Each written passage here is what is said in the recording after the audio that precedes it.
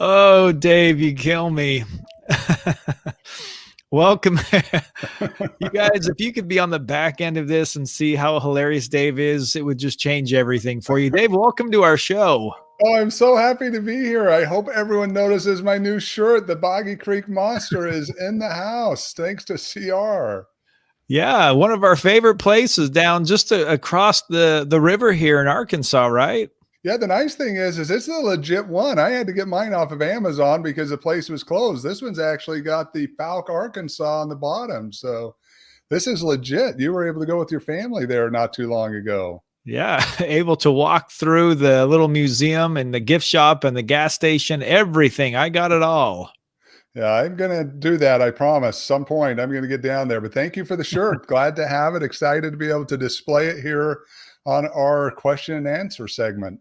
You're welcome. And I'm in a different location too. I'm actually just across the hall from you in one of your bedrooms in your home here in Memphis.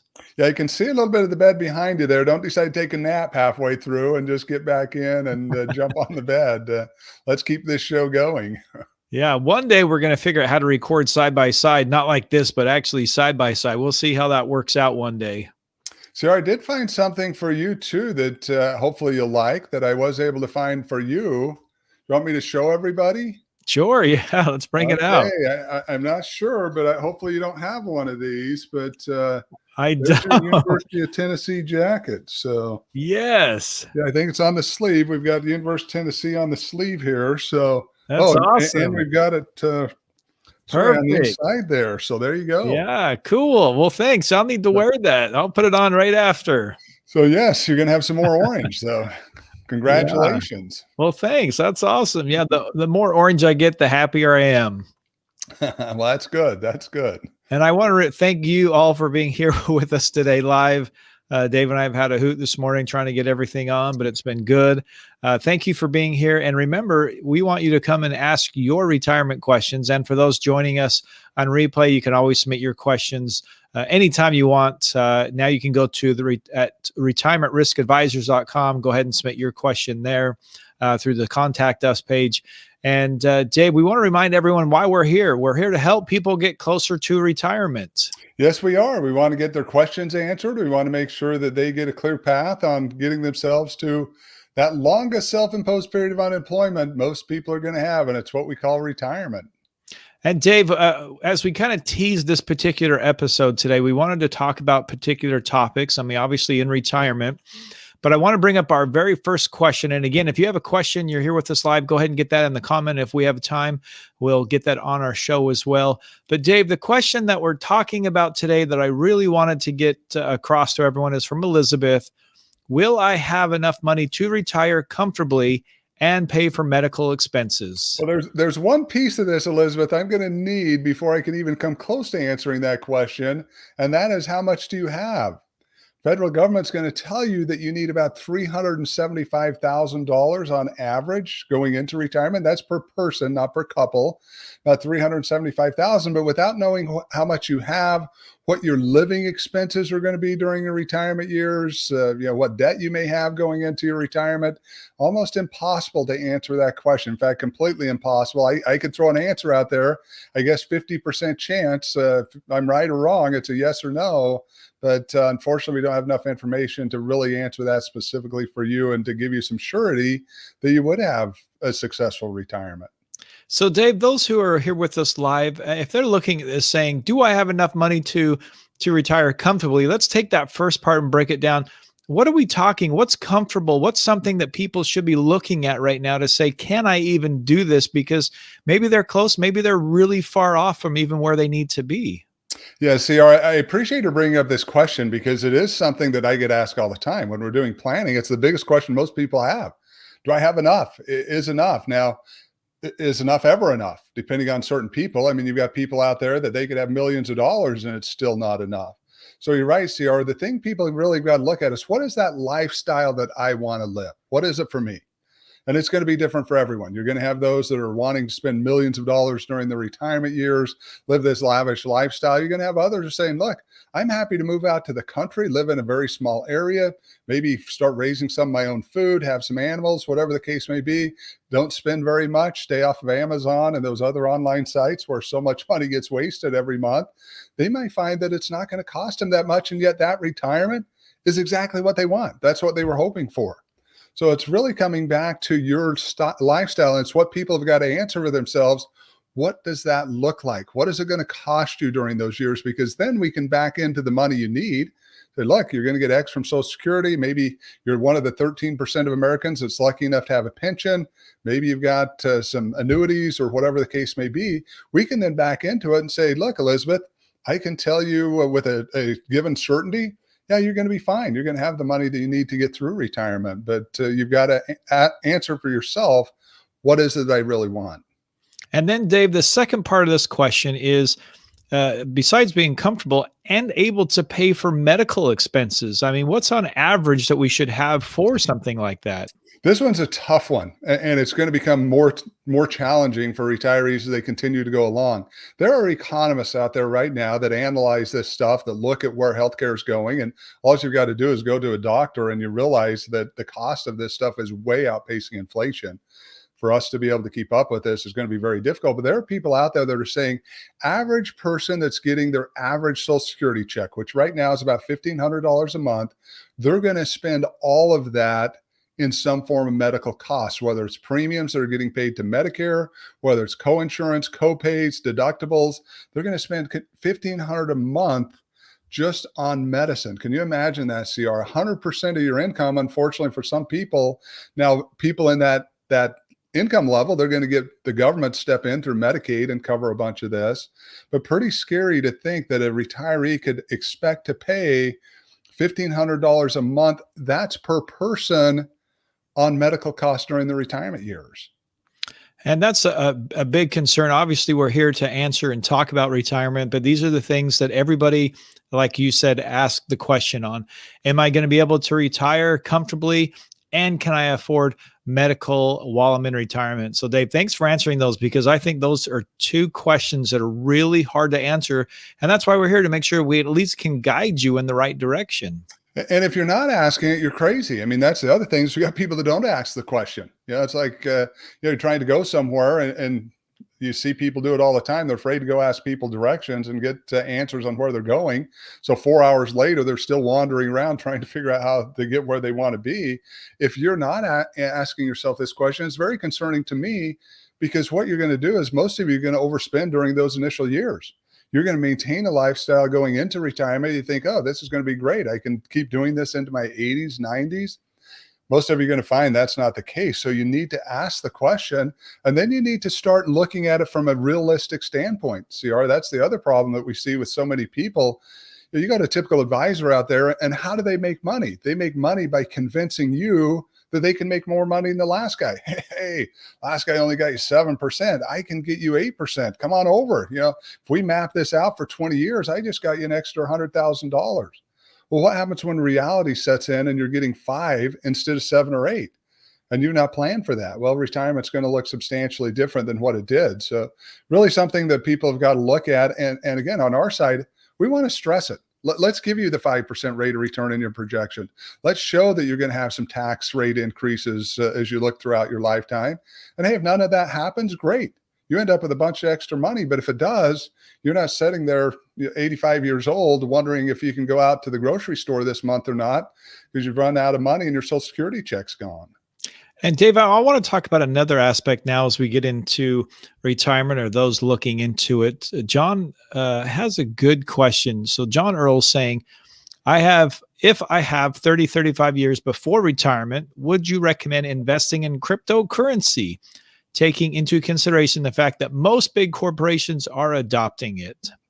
I have my own opinion on this, and it is different than most. My opinion is that there's going to be a day of reckoning in cryptocurrency. Now, society is going to tell you a completely different story. And you're right, bigger corporations are getting on board. They're putting things into place. And we've got some tough times ahead of us. when we look at the world and what's going on in the world and some of the things that have been projected out there, we've got some really tough times ahead of us. Now, should you put a portion or could you put a portion of your retirement assets into crypto? Absolutely. But would I do more than 1 to 5%? No. I mean, you've got to look at it as something that could be lost. I mean, that's so volatile. You look at the ups and the downs, and we get up to 60 and then we're down to 30, and it starts out at $1 or $2. I mean, you've got so many issues there. And one of the things too, I will tell people, if you've gotten to a point where the big corporations are investing in these things, you probably missed the opportunity. We see that all the time, that people look at these great opportunities that are out there and it's like, wait, these big companies are now doing it. Well, oftentimes you miss the opportunity. And what you don't know is that on the backside, there can be some consequences. Again, these markets can go down and you end up getting yourself stuck. And Dave, I would guess that John Earl, let's say he's in his mid 30s, late 30s, and is trying to say, I have money right now. I want to be able to move around, or I feel like I have that ability to be a more aggressive investor right now. And he's really looking at this, and you're saying, hey, let's look at everything before we sit down and just start throwing our money into areas that we feel are not going to be really great, or maybe they could, but it's a huge gamble. It definitely is. And again, what you've got to look at is look back before your friends started with this stuff, because that's generally where it happens. Hey, you're sitting there at the Waffle House, you're down at Applebee's, wherever it is that you hang out, you're hanging out with your friends at the ball game, and all of a sudden they start talking about how much money they made. Again, if I go back to when I first got offered Bitcoin, I got offered $200,000 and it was a few dollars a coin. I mean, again, if you looked at it, we're up to $60,000 or somewhere in between there, goes from 40 to 60. Again, a lot of volatility, but you compare that to the couple of bucks that you got offered it at. Well, if I were out telling myself, oh, you made a ton of money, I bought all this cryptocurrency, sounds great. But think about it now, you're buying anywhere from $30,000 to $60,000. What does that have to go to before you can double your money? Well, 2 to 4 wasn't that bad. 4 to 8 wasn't that bad when we look at dollars. Well, now we're 30,000 to 60, and we got to go 60 to 120. That's where I see a lot of the issue. I think people missed out. Now, there are other coins besides Bitcoin. You got Doggy Coin and all these others, but my opinion, small amounts, diversify it out, look at it as a very risky portion of your portfolio. Again, unless you're on board with it, I mean, you can do what you want, but I'm very leery about it. So Dave, what's some alternatives? Because if cryptocurrency out there is so impressive to a lot of people, other people are looking at this by saying, what is something I can do besides cryptocurrency? Yeah, you've got the market in itself. Again, we've got some potential of some corrections, but at that age, you're going to want to have money in the market. You've got a lot of years for the market to go up and go down, and wouldn't be overly concerned about it. I would start looking at index products, whether it be through insurance or annuities, to be able to replace the bond portion of your portfolio. There'd be a great opportunity to do that. There are some structured notes out there that I know some advisors are doing that are returning some decent rates of return. But again, it's diversifying out into these other areas and looking what's available. And yeah, not saying, John, don't do anything, but again, you got to be willing to look at it and say, what am I willing to lose? This is an accounting system. There is no structure behind it. If someone ever figures out how to break into that system and take the trust, and I know there are companies that are doing it, they're stealing coins all the time, but if someone breaks down that whole infrastructure, that's done overnight. I mean, the benefit of it is nobody thinks anybody can break into it. And you've got a situation where many people are trying to use it to hide money from the government, not working so well anymore because the government's in the middle of it all. But again, what are you going to accomplish with it? So, yeah, I appreciate that. And I like what you said. What am I willing to lose? I think that's a very important piece to put to this. Dave, let's jump down to, let's see, Armida. At what age would be best for a person now drawing on Social Security for their younger spouse take their benefit? So I'm assuming, if I understand this correctly, it sounds like the older spouse is already taking their benefits, whatever the age was, 62, 66, 67, 70, whatever the case was. And now it's saying, look, I've got a younger spouse that is entitled to benefits. And it's really going to depend on a couple of things. If they are dependent upon your spousal benefits, meaning that their benefits are less than half of yours at full benefit age or full retirement age, I would say they should start claiming those benefits right at their full retirement age. So again, let's say you're getting $3,000, that younger spouse is going to get $1,500 off of your full retirement age benefit. Once they reach their full retirement age, they get nothing more. But if they claim before then, if they claim at 62, they're going to get less than $1,500. It's going to be discounted for them. Now, if they're on their own benefits, some of that may change. Part of it, you got to look at your life expectancies. You've got to look at your income needs going through retirement. But for most people, when it's the younger spouse and usually the lower earning spouse based upon these structures, you're going to want them to look at right around their full retirement age. But again, some of them 70 may be the answer, depending on how big that benefit is. And once again, we want to encourage you who are here with us live, go ahead and submit your retirement questions. And then if we can, we'll get those added into the mix of the questions here. Dave, we're talking about retiring comfortably, how to do that. We're talking about, we've brought out cryptocurrency, and now we're talking about Social Security. And Dave, that Social Security is a big portion that I think people are either not understanding well enough, or they're looking at this by saying, hey, I'll get to it when I get to it.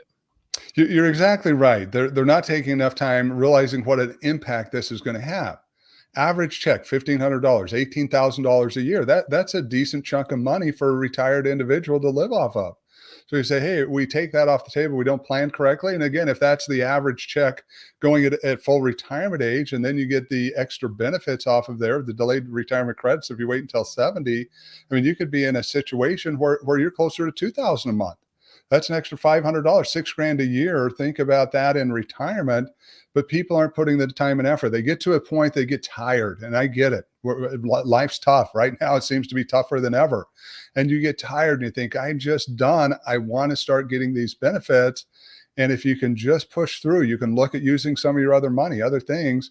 What we find, if you'll delay, you'll be much better off and be able to have a much more secure retirement.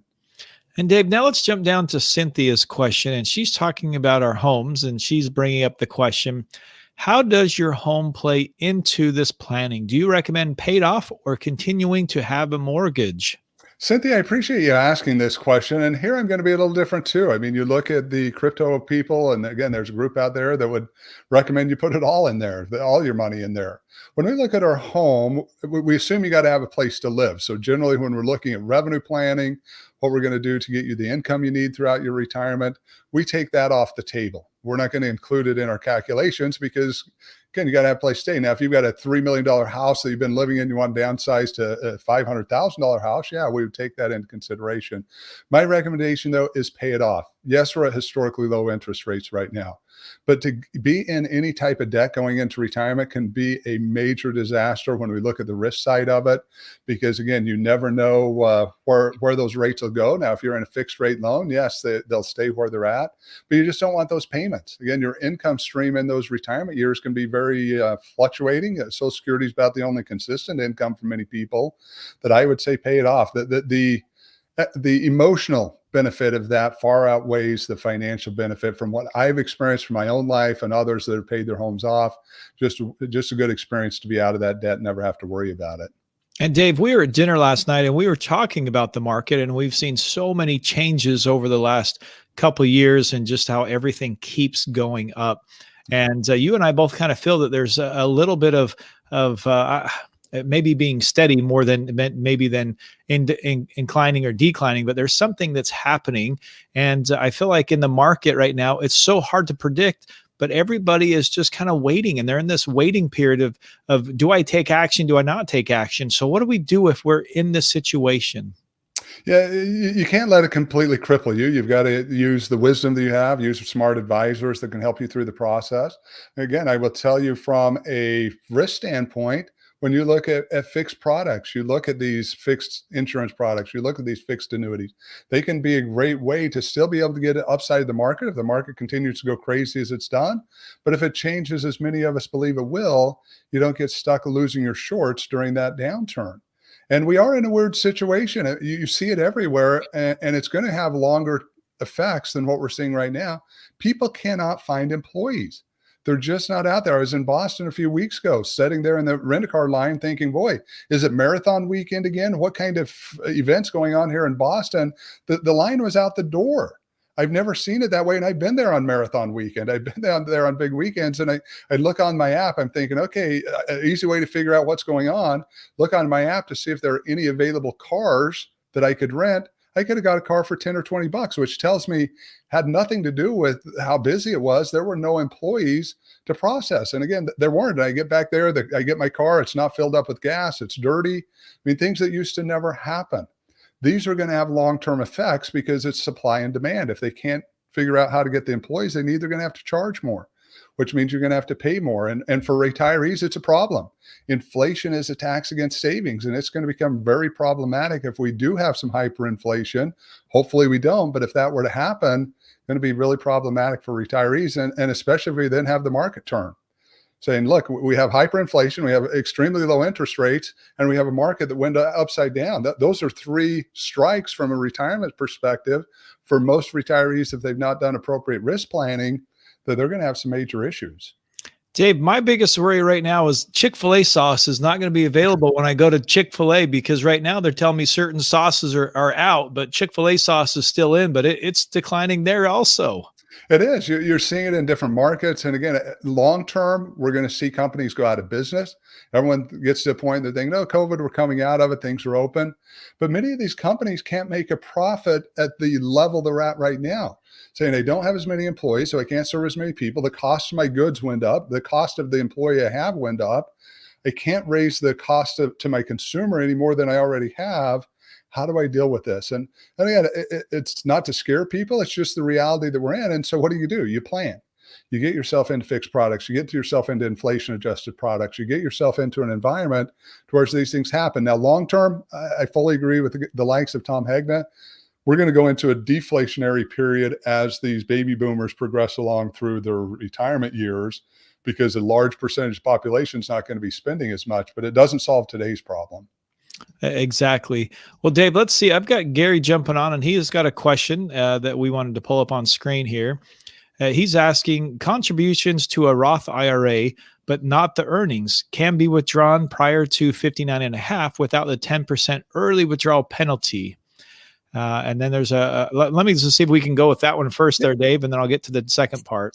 Absolutely. First off, Gary, welcome. Glad to have you with us today. CR and I have been talking, trying to figure out how by the end of the year we can make that trip, trying to get that committed with him being in Atlanta, direct flight going there. So we're trying to figure that out. But yes, so you can pull out your contributions. You've already had those taxed. You're able to pull those out prior to age 59 and a half without having to have penalty. But any of those earnings, if you end up pulling them out, you've got a 5-year window. If you end up pulling them out, you're going to have the 10% penalty issue. And Dave, there's also the other question is, are the contributions to a Roth 401k accorded to the same treatment? On a Roth 401k, so you've got to think about it when you look at an IRA account. Yes, you've got the 5-year window. Yes, 401k is going to be the same issue that you've got going on there. And Gary, thank you so much for your question, and obviously for being here. And Dave and I are excited as we work things out. But Dave, he does bring up a good point that I want to kind of start bringing up here. I'm going to pull this and kind of direct this with Claudette's question. She said, I have a traditional IRA, and if I convert it to a Roth IRA, do I have to pay tax on the conversion? Claudette, yes, you do. That is the cost of entry into future tax-free growth and tax redistribution. You've got to be willing to take your business partner out. This is something most people struggle to understand. In fact, they think that because they put it into this deferred account, they've got $1 million. Hey, whatever's in there, 500,000 or 200,000, whatever it is, that's my money. Well, it isn't your money. At some point, you're going to have to pay the tax on that to the federal, state, and local governments, depending on where you live. And the cost of conversion is paying that now.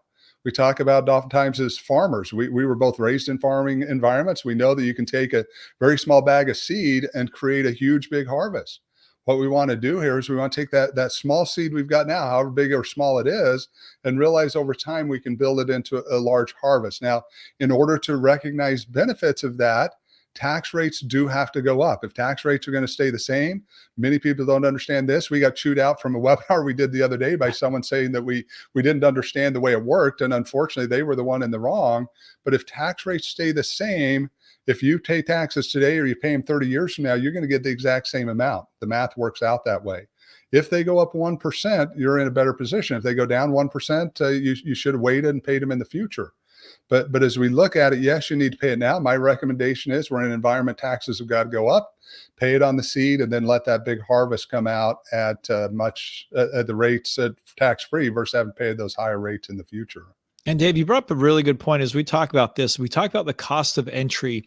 People don't realize that the fact that if we're taking care of this, like you illustrated perfectly, is that we're looking at this now versus later. And right now, with historically low tax rates compared to what is coming, I feel like people don't really understand what we have to do today to make sure that we're going to be able to succeed for tomorrow. They don't, and they don't realize that there's mathematically correct way to do this. You don't want to just go in and Claudette says, look, I've got a full account. I'm going to move all of it this year. I'm going to go ahead and pay the taxes. I'm going to put myself into brackets I've never been in. We want to look across the spectrum and say, I mean, we've got people, it's taking 10 years, CR. That's beyond 2026, even when we expect taxes to go up, but we can't get it out any sooner without having more severe consequences. So then look, we're going to do our best. And if we get 2026 and things go crazy, hey, we did what we could. But we've got to take the knowledge we have now. We've got to look at it over time. We've got to take Medicare into consideration and potentially paying extra premiums there. If our income goes too high, all of these things have got to be looked at. And it's not simple. It's not just saying, look, I want to convert, let me just move a bunch of money. I really need to look at all my tax brackets and everything else. And David, it seems like we can never get through any of our retirement questions without diving into annuities. And I wanted to bring this one up here. It says, at what age do you suggest buying guaranteed income annuity insurance and a fixed index annuity? Should that money stay in a 401k until 5 to 10 years before retirement, or be invested in an annuity in your 30s or 40s? What you've got to look at is we use your age as a percentage of 100 for principal protected. So again, when we look at it, if you're 30 or 40 and you're saying, I want to put money aside for my retirement, 30 to 40% should be protected. And again, remember what we're using these for primarily is your bond portion of your portfolio. Saying, look, I can still put my 70% into the market. I can put 30% into the annuity, use it as my bond portion. I'm still going to have a better retirement because it's going to outperform the bond market. So no, I wouldn't recommend that you wait necessarily as you go. You may add to it. Tom Hegna talks about it all the time. He's got 11 or 12 different annuities that he's staggered to get him through his retirement. So not only as inflation goes up, he has additional income, but also because as he's increased in income and lifestyle, he needs more money going into those retirement years. But I wouldn't recommend that we just delay stuff like this. And we need to start protecting ourselves. And it's been proven mathematically time and time and time again, these index products will outperform that bond market where most people should be putting a portion of their money. And Dave, you bring up a good point about making sure we protect ourselves. I mean, we started out the show asking if we can live comfortably, and I think that comes to the lifestyle, but also we want to make sure that we are protecting ourselves for if the market does change or things in life do change, that we are going to have that money to when retirement comes, that we are living that comfortable life. But we have to make sure we're starting today. And I think that's the point I want to get across here is as we're going through each of these phases that we're making some changes, and you talk about it all the time, is slight, small changes right now could really be a dramatic effect once we hit our retirement age. Absolutely. And as you look at it too, even from an insurance side, the younger you are, the less expensive insurance is going to be. So if you can get a lot of cash value build up, so when you're older, you're not having to buy near as much insurance, but all that's in a tax-free environment, that's where you want to be. You don't want to be a 90-year-old buying $1 million worth of insurance. It's going to be off the table. And there was one time we ended up doing that for a client. It was something they needed to have done. It worked, but we ended up having to buy them $1 million policy. They were in their 90s. CR, that the insurance premium itself was almost $400,000. And within 3 years, you paid more than what the death benefit would have been. And it was a lump sum payment. But then they're just saying, look, we don't have time for this to multiply. We realized within 5 years or so, he's going to pass away. So it's just an outrageous amount that had to be paid. You don't want to be that person doing that. And again, certain circumstances it could work, but not for the general public overall. And Dave, we're almost out of time, but I do want to slip in Gary's final follow-up question here before we go. And he's asking or saying, just to be clear, if an employee contributes $19,500 to a solo Roth 401k in 2021, Can this employee withdraw the same 19,500 in 2022 and avoid the 10% early withdrawal penalty? Assuming that your plan is going to allow it, yes, you would be able to pull that money back out. Those original contributions could be pulled out. Now, your plan's going to have to be structured to where allow for the in-service distributions and for things to be moved out of there. But yes, you would be able to do that. It would just be the income that would be subject to the penalty. So Gary, thank you so much for the questions and for being here. I want to thank all of you for being with us live today and those on replay.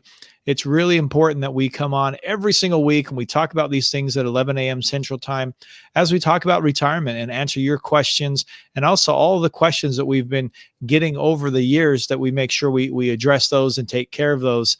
Dave, before we go, I know we're over time. What's your final advice from what we're really looking at today? And especially if we're tackling that question of living comfortable in retirement.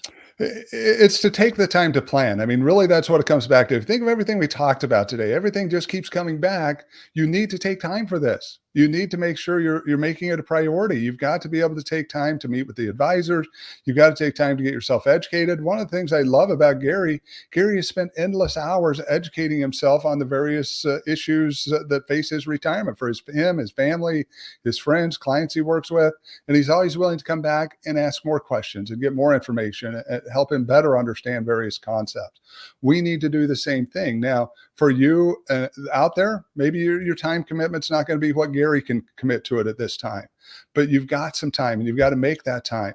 We talked about it. We were talking about employee trips and things that we could potentially do and challenges with COVID. And unfortunately, you've got a funeral that's coming up in your family and you mentioned it. You have a funeral, you make time for it. It's a priority. You're going to be there. The family's going to show up. Well, we need to look that way with our retirement as saying, look, let's show up. Let's be there. Let's make some commitments to it. Let's give it the time so then we can have a better retirement during those 20, 30, 40 years that we've got ahead of us once we get to that point.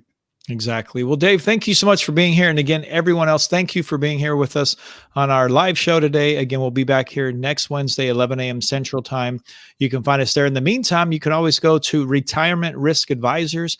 Yes, that is the new website, retirementriskadvisors.com. The Prosperity Guy will directly right over there because that's where we're headed. We really are here to help you better understand your retirement and to eliminate those risks in retirement. And as you do that, you're going to get better and more comfortable as we're headed toward that goal, Dave. Yeah, absolutely. And if you've got some extra vacation time, Fouke, Arkansas, Boggy Creek Monster, you don't want to miss it. That's where you're going to want to spend 2021 and 2022 vacations. Go down to Arkansas, hang out. We'll try to meet you there. Let us know. Maybe we can meet you there, at least on my side. See, ours is a little further away, but that's a place to go. Get involved. Boggy Creek Monster. And if you miss the exit, you will miss the entire town. I'm just going to let you know it is one small exit, the very, very corner of Arkansas. So don't pass that up, but you will miss the entire town. Yeah, don't expect New York City. Don't expect Chicago, but it's going to be a nice rural trip. Going to be a good experience. See things you haven't seen before and be able to just enjoy the day. So if you got extra time, great place to go. Enjoy it. Again, CR, thanks for the shirt. Appreciate you stopping in for me and picking me up. It's a memorabilia. Yeah, it's great. And it's in the museum. So there's a great museum you can go check out too. In the meantime, go check out retirementriskadvisors.com. You can get on the events page and you can see all the webinars. We've got our blogs and obviously the podcast and all these live shows, and we'll keep you up to date. And again, go check out all the webinars we have because that's the key to getting you back to a safe and secure retirement. And Dave, thank you for your time, and everyone else, thank you so much for being here. And we will see you guys again next week.